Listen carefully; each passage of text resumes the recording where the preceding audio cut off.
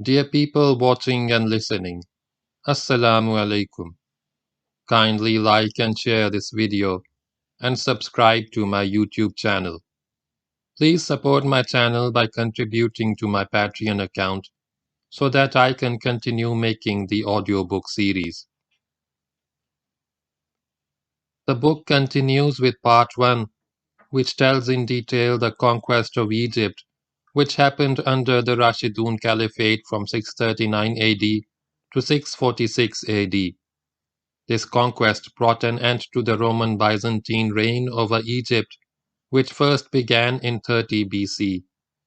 Egypt was also conquered and occupied by the Sassanid Empire from 618 AD to 629 AD, from the Byzantines before it was reconquered by Emperor Heraclius. Start of Chapter 6. The Copts of Egypt. Egypt was inhabited by many races and many nations: Copts, Berbers, Greeks, Romans, Nubians, and others. They had all come to Egypt either in the course of war or with peaceful intent, loved the fair face of the land and settled down.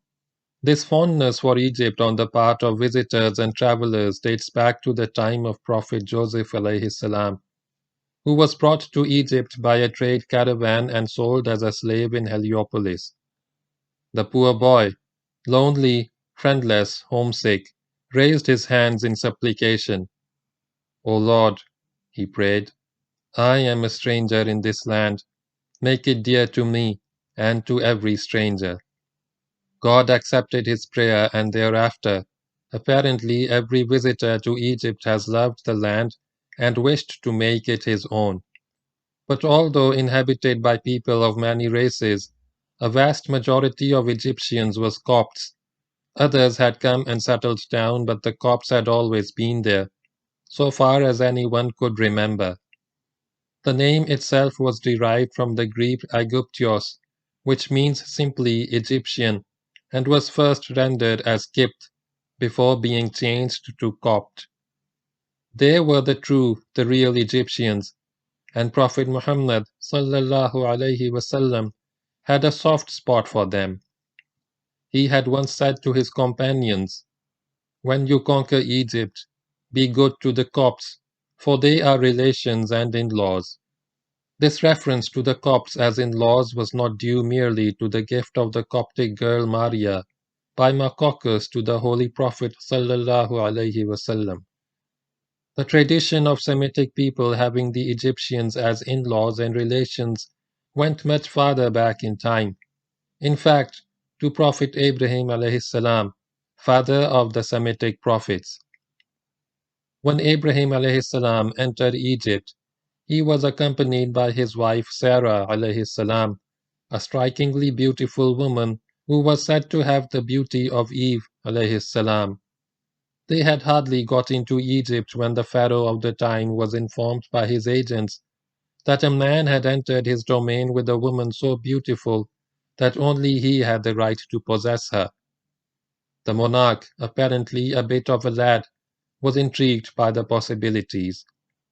Abraham Alaihissalam was duly sent for. On his way to the palace, he was conscious of the danger of his being killed by the pharaoh, so that he could take possession of Sarah Alaihissalam, and told her that if asked, he would say that she was his sister. And that is just what happened. In reply to a query from the pharaoh, he told him that Sarah Alaihissalam was his sister. The pharaoh felt free to take her as his own and extended his hand towards her. According to the Old Testament, he did much more than extend his hand, but at that moment, God caused his hand to dry up. One look at his dried up hand was enough to convince him that he had done wrong and that Abraham Alaihissalam was no ordinary man, not the kind of man whose woman you could fool around with. He begged Abraham Alaihissalam to pray to God to forgive him. Abraham Alaihissalam so prayed, and God restored the hand of the pharaoh to its normal condition. to make amends as well as to show his thanks to Abraham Alaihissalam for having got his hand back to normal. The Pharaoh presented Sarah Alaihissalam with a maid servant. This was Hagar or Hajira Alaihissalam, a girl from either Farma or Babylon. Later, Sarah Alaihissalam, who at the time had no children, offered Hagar to Abraham for his pleasure Alaihissalam ajmain, and Hagar became the mother of Ismail Alaihissalam, who is the father of the Arab race. So it was with the patriarch Abraham Alaihissalam that the Arabs' relationship with the Copts began, and the Copts became their in-laws. Then there was Joseph Alaihissalam, the beautiful one, in love of whom Potiphar's wife, named Zulekha in the Quran, made a fool of herself. This actually happened in Heliopolis. Joseph had been brought to Egypt as a boy and sold into slavery, but rose to become what would now be equivalent to prime minister. He ran Egypt for the pharaoh for many decades. He built Fayoum, laid out an extensive canal system in the country, and was the first man to carry out measurements of the water of the Nile. He placed a regulator at Memphis. When he was dying as a very old man, Joseph Alaihissalam said to his people, "You will be driven out of Egypt to the land of your fathers. When that happens, take my bones with you." Then he died, and according to legend they buried him on one side of the Nile. That side became very green and the other bank of the Nile went dry. So they shifted his bones to the other side of the Nile, and that side turned green while this side went dry. Then they put his bones in an iron casket, built two strong iron pillars, one on each bank of the river, connected the pillars with an iron chain, and suspended the casket in the middle of the river by the chain. Then both sides of the Nile turned green and remained so. Such is the legend of his burial, and Allah knows best. Joseph Alaihissalam too established a relationship with the Copts by marrying a Coptic lady, daughter of the Lord of Heliopolis. He also got his father, Jacob Alaihissalam, and the entire family over to Egypt, and they settled down in the land with him. Then their group consisted of 70 souls. But the descendants of these Israelites, who fled Egypt under Prophet Moses Alaihissalam, numbered 600,000. The pharaoh who chased Moses out of Egypt was Ramses II, 13th century BC, who ruled the country for 67 years and claimed a great victory over the Hittites and Kadesh, who actually he never won and was finally drowned while in pursuit of the Israelites. According to another legend, after the death by drowning of the pharaoh and his nobles and officers, there was no one left to rule over Egypt, just women and children and slaves. So the women chose an old and wise woman named Taluka, who was from the royal family, to rule over them. Apparently, she did the job very well and ensured the defense of Egypt by building a great wall around the land, which came to be known as the Wall of the Old Woman.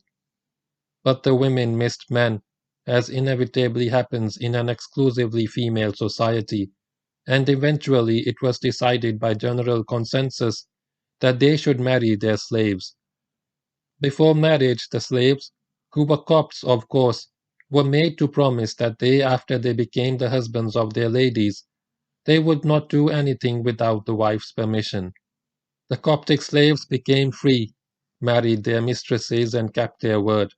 So did their descendants, at least for 2,000 years, so that it came to be known that whenever an Egyptian had to take an important decision, he would first consult his wife.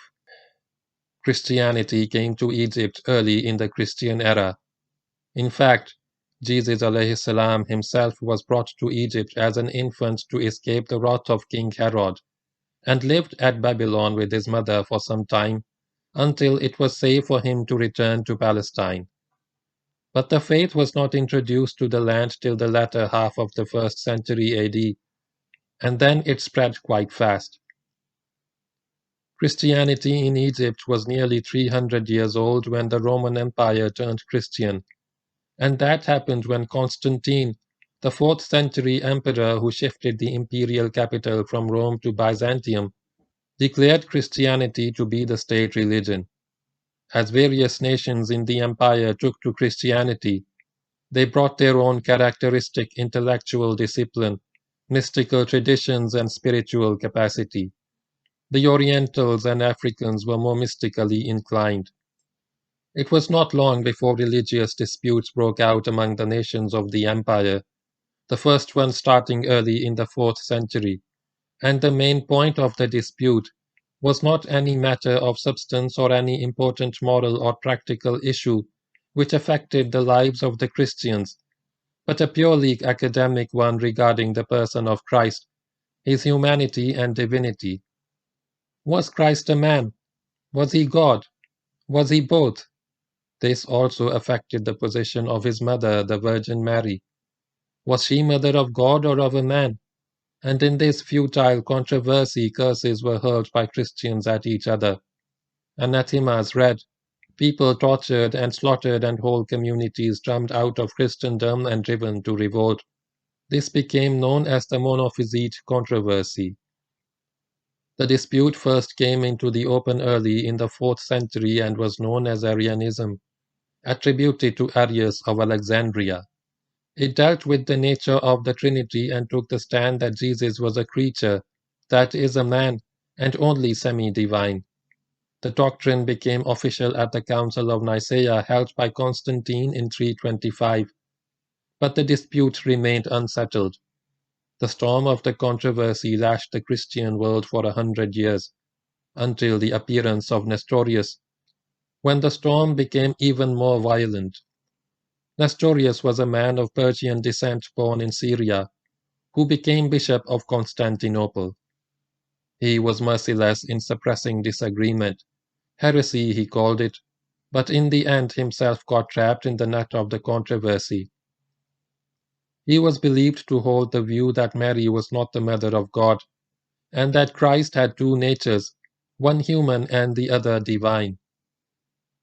The supporters of Nestorius explained that he did not really mean that what he meant was that Jesus was the Son of God and therefore divine, but he manifested as a man and thus used his humanity as a form through which to express himself. His humanity became part of his nature, which was essentially one. This was all a matter of abstract intellectual speculation, having no bearing whatever on the basic beliefs of Christianity or the teachings of Christ, but everybody got worked up, and Nestorius was attacked from pulpit and platform, the attack being led by Cyril, Bishop of Alexandria. At the Council of Ephes, which was convened in 431 to solve the problem, the split became worse. Cyril deposed Nestorius, then Nestorius deposed Cyril, then Cyril redeposed Nestorius, and so this tragicomic drama rolled on, with results which were hardly beneficial to the peace and unity of Christendom.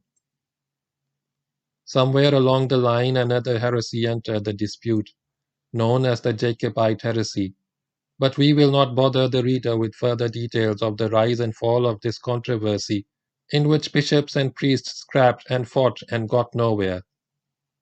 The basic points of this dispute have been briefly mentioned here because it had a powerful impact on the Copts and on Egypt, an impact which indirectly facilitated the Muslim conquest, which this book is about. The Egyptian Christians, being more spiritual and more mystical, stuck to the belief in the purely divine nature of Jesus and abhorred the attempts of the Roman and Greek intellectuals to present him as purely human or as a bit of both.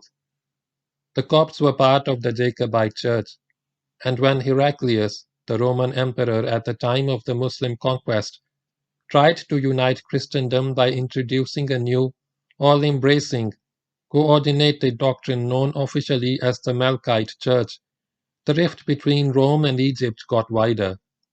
Things went from bad to worse as Heraclius actually forbade the practice of the Coptic form of worship and let loose a reign of terror against the Coptic priesthood. So the Copts of Egypt put up no great resistance to the army of Islam which invaded their land.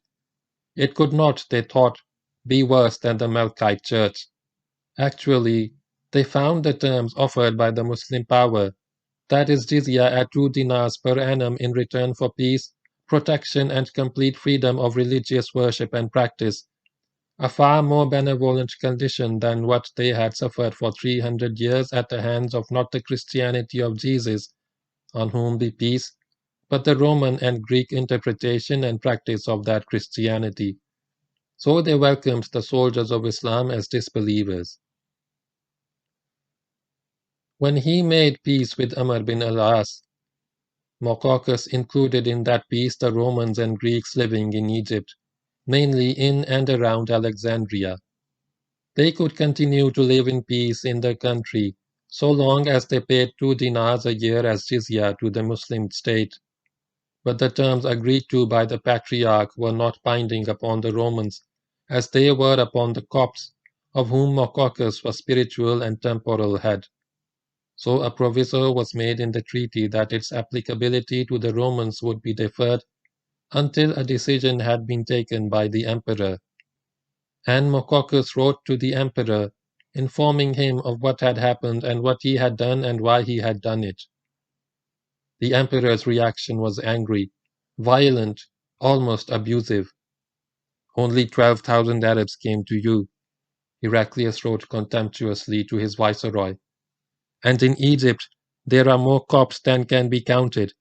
And if the Copts did not wish to fight but instead opted to pay jizya to the Arabs and preferred them to us, you had with you in Egypt from the Romans in Alexandria and those who are with you more than 100,000 men with weapons and strength, while the Arabs are in a weak conditions as you can see.